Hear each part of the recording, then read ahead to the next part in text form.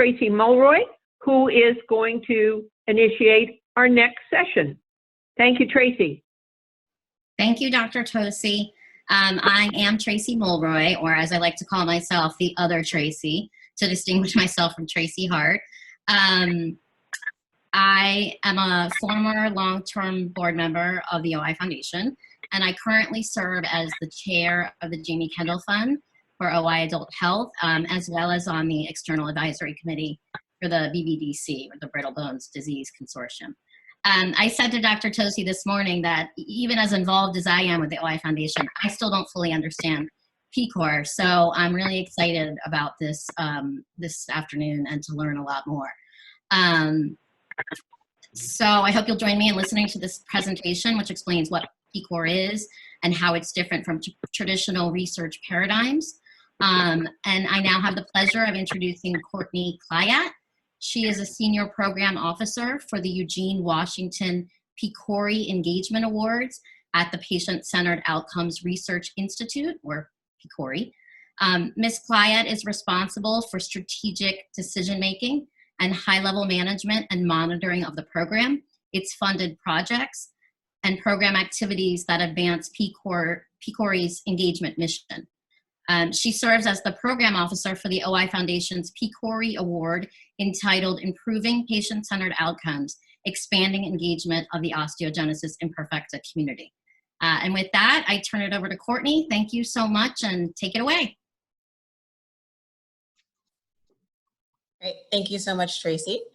As I shared earlier, I'm likely going to just turn off my camera to make sure that the bandwidth issues or any concerns that we have to ensure that you all can continue to hear and at least see the slides that I'll be sharing so that they're available to you. I will come back on again when it is time to answer any questions, because I won't be sharing slides at that point. So. All right, so let me stop my video and share my screen.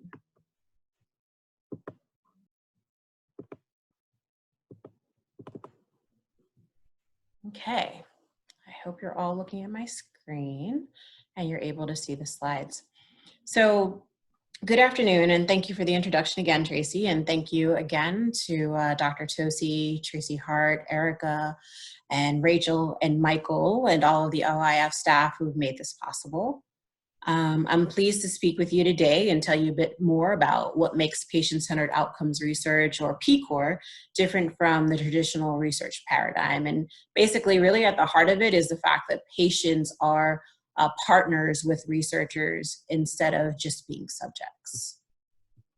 So, oh, my slides are not advancing. Looks like. So first I'll start by telling you a bit about where I work. And then I'll also share with you some definitions to keep in mind, and then inform you about like what type of projects that PCORI funds. So keeping Dr. Tosi's advice in mind that only 23 words should be on a slide, this also has way many, more than 23, and several more of my slides will as well. But they're really up there to give you additional background. I won't be covering every single word that's on the slide. I'll be enhancing, hopefully, providing you with additional information. So PCORI is an independent, nonprofit, non-governmental organization that was authorized by Congress in 2010. We fund comparative clinical effectiveness research, or CER, and the CER engages patients and other stakeholders throughout the research process. PCORI also supports work that will improve the methods used to conduct such research, like patient and stakeholder engagement. And these efforts that we support seek to answer real-world questions that patients and clinicians have about what will work best for them in their healthcare settings. All right, so for all the advances that it produces, traditional healthcare research has not necessarily answered many questions that patients face. So they're going, as you see, the illustration here is like folks go, or not necessarily folks, but it's going in so many different directions, right? So patients are really looking for what options will work best for them. And clinicians also want to understand, based on their setting, what will work best for the patient's needs. And so PCORI seeks to support efforts focused on answering some of those questions and providing information most useful to those patients and stakeholders. So as I mentioned, in doing that, there are often questions that patients may have. So they'll ask like, well, what should I expect to happen to me if I uptake a particular intervention? What are the options that I'm faced with in making healthcare decisions? What are the benefits or harms of those options to me? And, one of the main important things that folks want to know is like, how do I improve my outcomes? What outcomes are most important to me? Like for instance, if you have a medication that you're going to take for a migraine headache that, requires an injection and therefore you have to leave your job or leave your home in order to get that injection versus a medication that you can take over an extended period of time, you have to weigh the risks and benefits of the amount of time that you're spending, what the side effects of that medication are, and how that will ultimately affect your daily life. So getting back to PCOR, PCOR is a relatively new form of CER, and it considers patients' needs and preferences and the outcomes that are most important to them. It investigates what works for whom and under what circumstances, and then also helps patients and other healthcare stakeholders to make better informed decisions about health and healthcare options. And patients and stakeholders from across the healthcare enterprise are actively and meaningfully involved in the entire research process, from the development of research priorities to the dissemination of those research findings. And most importantly, patients are treated as partners in research and not subjects.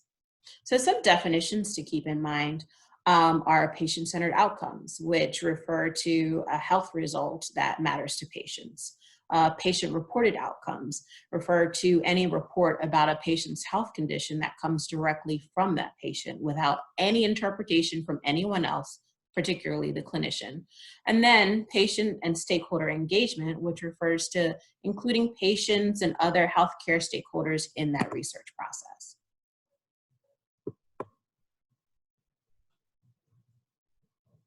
Some other definitions, or at least an outline of really what outcomes research is. It really focuses on the end result. And so there are two types of studies that can be, that can come under outcomes research. So prospective studies, where you're looking into the future, or retrospective studies, where you jump back in time and look at patient records.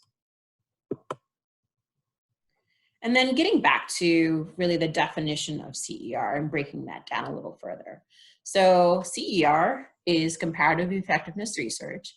It is the direct comparison of two or more treatments to determine what options for healthcare work best and for whom. And then PCOR is a kind of comparative effectiveness research that specifically answers patient-centered questions. And generally speaking, it allows for the translation of concerns to become research questions. So to develop PCOR questions, research teams often will use the PICOTS framework to translate concerns into research questions. This framework looks at the people, the intervention options and comparators, outcomes, timing, or how long, and in what setting the research would take place. So you'll ask, who are the people to be studied? This is a population of interest. What options should be compared? These are the decisions the research is intended to inform. In this slide here, I just wanted to share with you that the research that we fund has to meet 6 criteria, the 6 criteria on this slide. And I've highlighted the 2 criteria that I feel are the centerpiece for engagement, which is patient-centeredness and patient and stakeholder engagement. So patient-centeredness, the meaning behind that basically is that the project aims to answer questions or examine outcomes that matter to patients within the context of patient preferences. So research questions and outcomes should reflect what's important to patients and caregivers. And then patient and stakeholder engagement is where patients and stakeholders are meaningfully involved in the research process and not just subjects. And I feel like I keep saying that over and over, but I really think that, to me, and actually I think to PCORI as a whole, the big difference between what we do and several other research organizations do is that we focus on ensuring that a project idea or a research idea or an engagement idea is patient-centered, where it's the patient that is kind of in the driver's seat, or at least the front passenger seat. They may have called shotgun, right? So that they can ensure that their needs are going to be met in whatever research is going to be done, because they are a partner in this research and not just a subject. So at PCORI, we do believe that better research can be done through engagement. And by engagement in research, we refer to meaningful involvement of patients, caregivers, clinicians, and other healthcare stakeholders throughout the research process. So from topic selection, as I shared earlier, through the design and conduct of research to the dissemination of results. We believe that such engagement can influence research to be more patient-centered. It establishes trust and a sense of legitimacy in research findings. And it can also encourage successful uptake of research results by the patient and the broader healthcare community. And this slide here is really just a visual of what we mean by that. So as you see, hands holding or grasping together as they're building relationships. And then after they build those relationships, they can then work together to identify research priorities and determine what we fund. We also involve patients in the process of reviewing what projects we will fund. So patients are also involved in the merit review panels. They're also involved in research teams and finally in the dissemination and implementation of the results that come from research projects. So they share in the uptake and findings, findings from research projects, sorry. So engagement is one of the key pillars upon which PCORI operates, and it's integral to our work and the work of others that we support. And through our focus on engagement, we believe that patients and stakeholders from across the entire healthcare enterprise should be actively and meaningfully involved in the research process. So you may ask,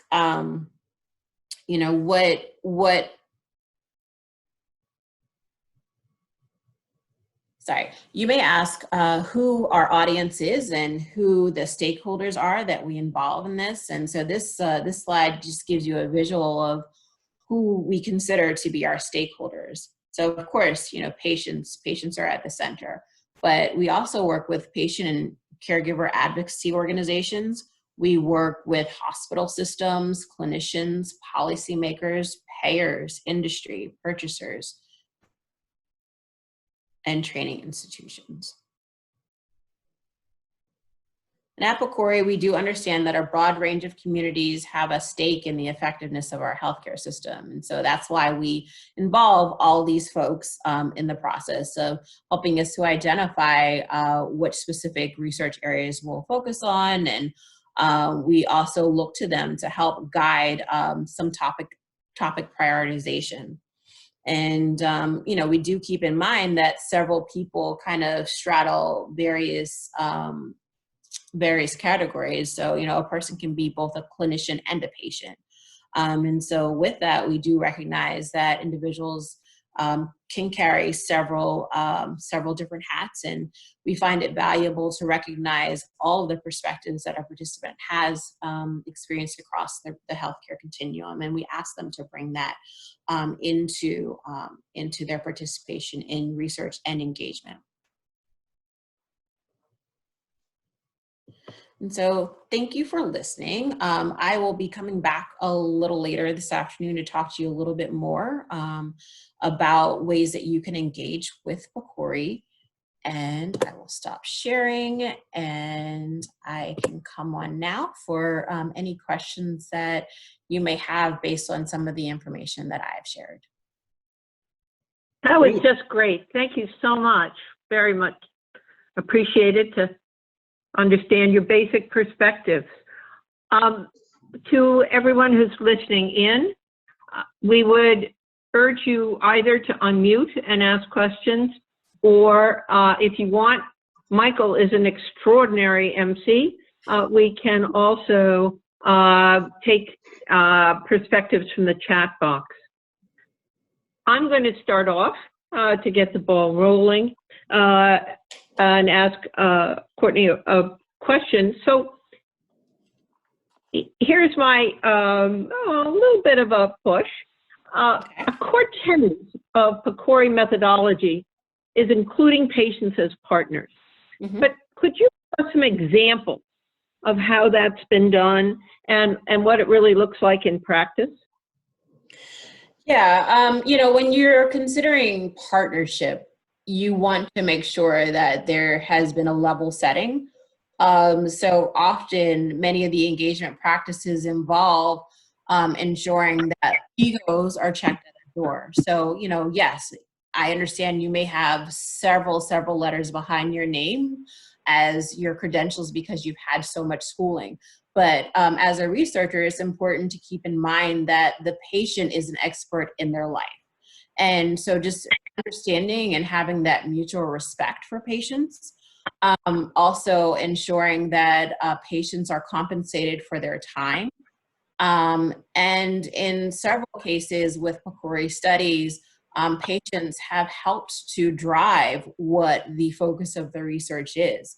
Working with maybe one of their specialty physicians to identify a research question that they're seeking answers to, particularly around what of intervention that they may want to participate in when it comes to managing their diabetes. Whether or not it's, you know, they want to do self-glucose monitoring, or they want to be able to go to a clinic regularly and have their glucose monitored, and making those decisions about, you know, really what's best for them. And so we've had situations where patients have worked with doctors to identify what the two different, two or more different options for treatment should be. We've also had funding for projects that that look at different diagnostic tools, where patients may share that, you know, having a biopsy was a little too invasive for them, so they'd rather, you know, try doing that that intervention in another way.